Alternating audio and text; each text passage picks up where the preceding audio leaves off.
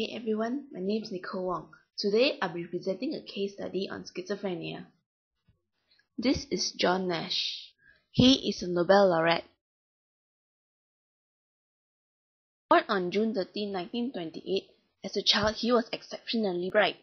Instead of coloring books, his parents gave him science books instead. Later in life, he went to prestigious universities like Carnegie Mellon University and Princeton, where he developed a theory now known as Nash equilibrium that won him the Nobel laureate. After he graduated, he met his wife Alicia in 1955 while he was teaching in the Massachusetts Institute of Technology. 2 years later, they got married. However, in 1959, his mental health started deteriorating. He went to a New Year's party in a sash with 1959 written on it and diapers. He spent most of the evening curled up like the baby he was dressed as on his wife's leg. He also believed that aliens were sending him encrypted messages in the New York Times.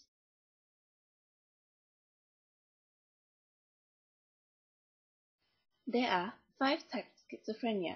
Firstly, residual type schizophrenia is characterized by a past history of at least one episode, but the person has no symptoms currently. Secondly, disorganized type schizophrenia is characterized by speech and behavior that are disorganized or difficult to understand. People with this type of schizophrenia may laugh at changing color of a traffic light or at something not closely related to what they are saying or doing. Thirdly, catatonic type schizophrenia is characterized by disturbances of movement. People with this type of schizophrenia may keep themselves completely immobile or move all over the place. Undifferentiated type schizophrenia has schizophrenic symptoms from all other types. Finally, paranoid type schizophrenia is characterized by delusions and auditory hallucination. This is the most common type of schizophrenia, and is the type that John Nash has. Nash's illness compelled him to do many things.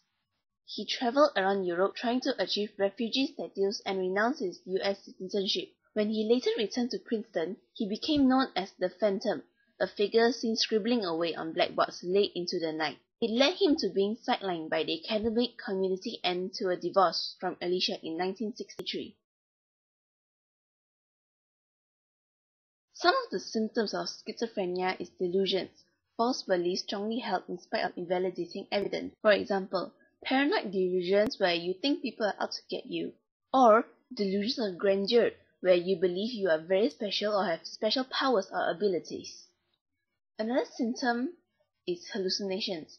Hallucinations can take a number of different forms. They can be visual, seeing things that are not really there, auditory, hearing voices that other people can't hear, tactile, feeling things that other people can't feel, and olfactory, smelling things that other people cannot smell. The final symptom is disorganized speech. Ongoing disjointed or rambling monologues in which a person seems to be talking to himself or imagine people or voices. Some treatments of schizophrenia include medications. Medications work successfully to control symptoms in the majority of patients. However, they are not as effective in controlling negative symptoms and may cause side effects of their own. Some of the most common antipsychosis medications prescribed are Abilify, Clozaril, Duodine, and Risperdal. However, medicine is not the only treatment used for schizophrenic patients.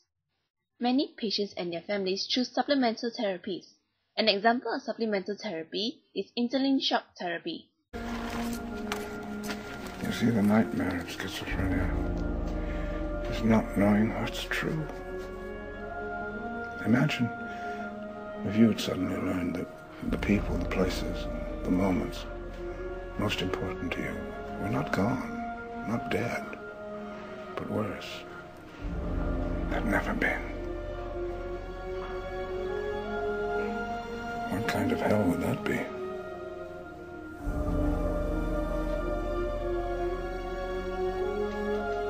Administering insulin.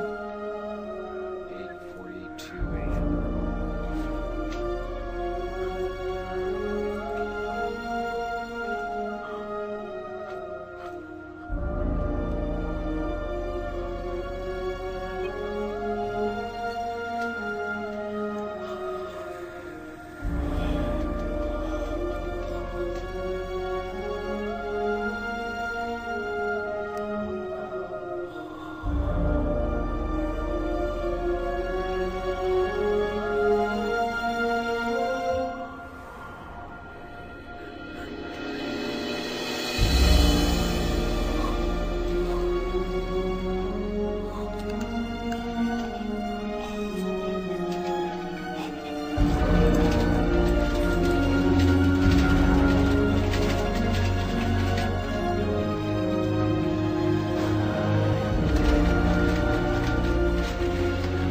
How often? 5 times a week for 10 weeks.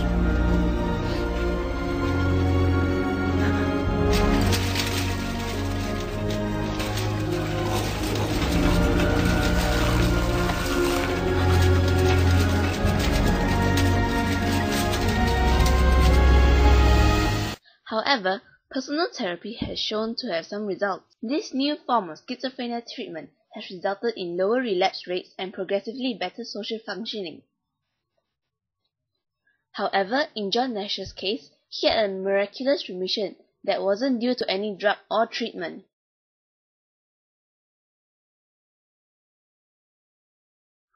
Before the discovery of psychotropic medications and neurology technology, American psychology 50 years ago focused mainly on behavioral issues, because at the time, the environment was the epitome of psychology. Today, we know that the ongoing nature versus nurture debate still goes on, but we take a more balanced approach. We know that some disorders are genetically binded, others learned. When we look at disorders and other mental illnesses compared to those 50 years ago, we see a stark difference in how people approach these problems. 50 years ago, they used shock therapy to bring them back to reality. Others thought that they were demonic, as if the devil had taken over their body. The rest thought they could simply be retrained or rethink.